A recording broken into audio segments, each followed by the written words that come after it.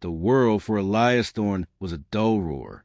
It was the sound of his own blood pumping in his ears, a frantic, anxious metronome that had been keeping time for the better part of 10 years. He was a man carved from worry, his face a permanent map of furrowed brows and tired lines. Every morning, he woke with a stone in his chest, a cold, heavy weight that settled deep in his bones before his feet even touched the floor. It was a weight of the past, the crushing pressure of the present, and the terrifying uncertainty of the future, all rolled into one. Today was no different. The weak, gray light of dawn filtered through the dusty blinds of his small apartment, illuminating the chaos of his life. Piles of unopened mail, stacks of books with pages dog-eared but unread, and a general sense of neglect that permeated every surface. The stone was there, heavier than ever. It was the weight of a failed business, the ghost of a marriage that had crumbled under the strain, and the suffocating guilt of a promise broken. Elias had once been a man of ambition, a builder of something from nothing. Thorne Construction had been his pride, his legacy in the making. He had poured his soul into it, working 16-hour days, convinced that the sacrifice was worth it for his wife Clara and their daughter Lily.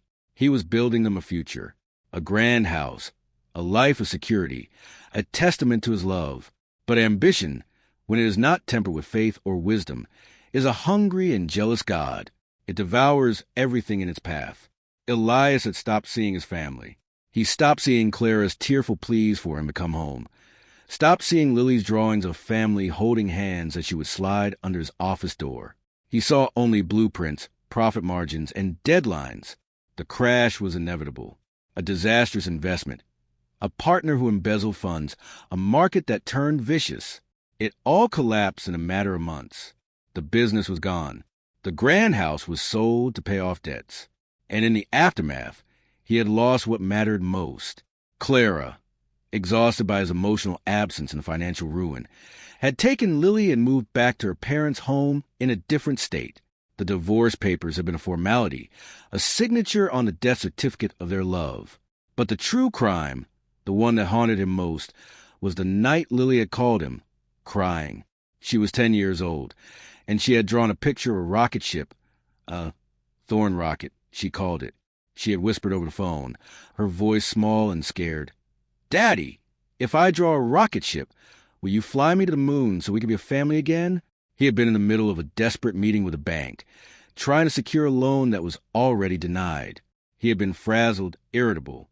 "Not now, Lily. Daddy's busy. I'll call you tomorrow. I promise. I'll make it all better. I promise." But the tomorrow became a week, then a month. He had been too ashamed of his failure to call. The shame had festered, turning into a poison that seeped into every thought.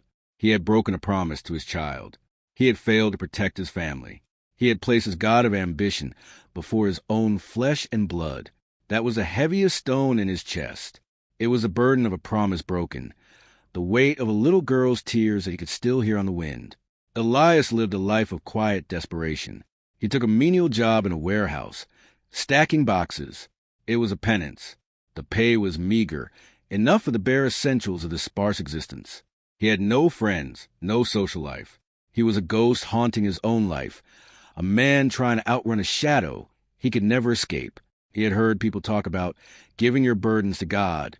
But to him, God was as distant and cold as the moon Lily had wanted to fly to. God was a concept for people who had destroyed everything they loved. His only ritual was his morning coffee. It wasn't a pleasure, but a necessity. Today, as he shuffled into his cramped kitchenette, he reached for the ancient coffee maker, only to find it was broken. A fuse had blown, or perhaps the machine itself had given up, mirroring its owner. Frustration, a familiar and unwelcome guest, flared within him. He scanned the chaotic pile of junk in his corner, a graveyard of forgotten things, a half-broken lamp, old newspapers, a box of his daughter's old things he couldn't bear to throw away. And then he saw it, a rusted, dented tin can, its label long faded away. He had no idea what it was doing there. With a sigh of resignation, he grabbed it, thinking he might use it to hold water. As he picked it up, the lid came off, and a single piece of paper fluttered to the floor. It was a crumpled, yellowed receipt, and his heart stopped. He reached down with a trembling hand, his fingers brushing against the faded ink. It was from a hardware store. On it, in a child's messy handwriting, was a drawing of a rocket ship. Underneath it, in his own handwriting, he saw the words he had written that night. He had been so stressed. He had promised to get her the materials to make a model rocket, a Thorn rocket. He had scribbled the list. Balsa wood, glue, paint, string. He had promised to build it with her. He hadn't just broken a verbal promise. He had broken a written one. He had the receipt. He had planned to buy the supplies. He remembered now, with a visceral, gut-wrenching clarity. He had the receipt in his hand that next morning. But the guilt and shame had been so overwhelming that he had stuffed it in his pocket and forgotten about it. The next day, the final notice of bankruptcy had arrived. The promise had been swallowed by the avalanche of his own misery. The stone in his chest grew so immense he couldn't breathe. A sob escaped his lips, raw and animalistic. It wasn't just a sob of sadness, but of pure, unadulterated guilt. He had been carrying the weight of his failure. But he had never let himself feel the weight of that specific moment, that tiny piece of paper that represented a little girl's hope. He had failed her in a way he had never fully acknowledged. He sank to the floor, the receipt clutched in his fist, and wept. He wept for the little girl who had drawn a rocket ship.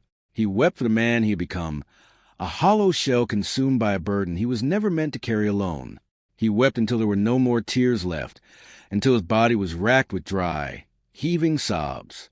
And then, in the silence, a memory surfaced. It was a fleeting thought, a whisper from a Sunday school lesson his grandmother had taught him decades ago. She was a woman of simple, unshakable faith who would say, "Eli, a rock in your pocket is a burden. A rock in God's hand is a building block." He looked at the receipt in his hand, not as a symbol of his failure, but as the rock. He had been trying to carry a mountain of rocks in his own pocket, his own heart, and it had crushed him. He had never, not once, truly given any of it to God. He had been too proud, too ashamed, too convinced that he had to fix it himself. He had been so afraid of God's judgment that he had never considered his mercy. He closed his eyes, his grip on the receipt loosening. He didn't have the words for an elegant prayer. All he could muster was a broken, desperate whisper that came from the deepest, most wounded part of his soul. "God, I can't do this anymore. I can't carry this. It's too heavy. I'm so sorry. I'm sorry for my pride, for my ambition, for breaking my promise to Lily. I'm sorry for failing Clara. I can't fix it. I can't carry it. Please, please take it. Just take it." He opened his eyes, and he didn't feel a lightning bolt of inspiration or a choir of angels. He still felt the pain, the guilt, but something else was there, something that hadn't been there for 10 years. A sliver of space. The crushing weight in his chest was still present, but it was no longer movable. It felt manageable. He could breathe. He stood up slowly, his joints aching. He looked around the apartment, and for the first time, he didn't see the clutter as a reflection of his failure. He saw it as a reflection of his suffering. He took a deep breath and began to clean one small piece at a time. He picked up the pile of unopened mail, throwing away the junk, sorting the bills. He organized the books. The action was meditative. With each object he touched, he felt the burden he was giving away. He wasn't fixing his life, not yet. He was just making space for something new. A week later, a small manila envelope arrived in the mail. It was from the state's Department of Children and Families. His heart lurched. Was it a court summons? More bad news? With trembling hands, he opened it. Inside was a letter, not from the state, but from Clara. It was brief, to the point. "Elias, Lily has been asking about you. She's 14 now, and she's been drawing rockets again. Her high school has a model rocket club. She's been looking for someone to sponsor them, a parent. I thought, maybe you wanna? She doesn't know I'm writing. No pressure. We are at the address on the letterhead." It wasn't a reconciliation. It was an opening, a tiny sliver of light in a darkness he thought was permanent. He had given his burden to God, and in return he wasn't given a clean slate, but a single precious chance. He didn't call. He wrote a letter back, a long, honest, painful letter.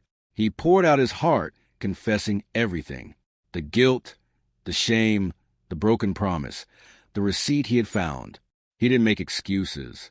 He didn't ask for forgiveness. He just offered the truth. 2 weeks later, he received a phone call. It was Lily.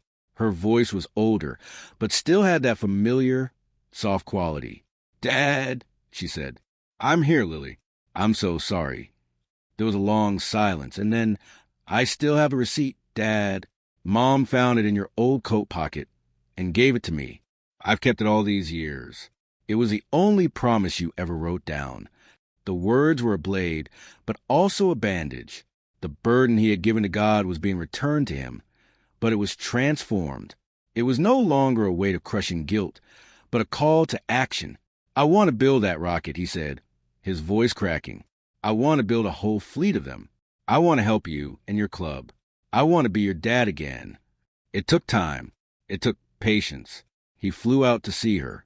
He was a stranger to her, a nervous, awkward man who didn't know how to be a father. But he showed up. He showed up for a school science fair. He showed up for a weekend at the local hobby shop, buying balsa wood and tubes of glue. He showed up to a parent-teacher conference. He wasn't the ambitious businessman he had once been, but he was something better. He was present. The burden he carried now was the light one of love, of trying, of being there. One evening, a year later, he was standing in Lily's backyard. She was now 15. Her mother, Clara, watched from the porch, her arms crossed, a soft, unreadable expression on her face. The sky was clear, the stars beginning to twinkle. In his hands, Elias held the culmination of their year of work, the Thorn rocket. It wasn't a magnificent, complex piece of engineering. It was simple, painted a little clumsily, but it was theirs. They placed it on the launch pad. Lily connected the igniter. She stepped back, her finger hovering over the button. "Ready, Dad?" she asked. His chest ached, but it was a good ache.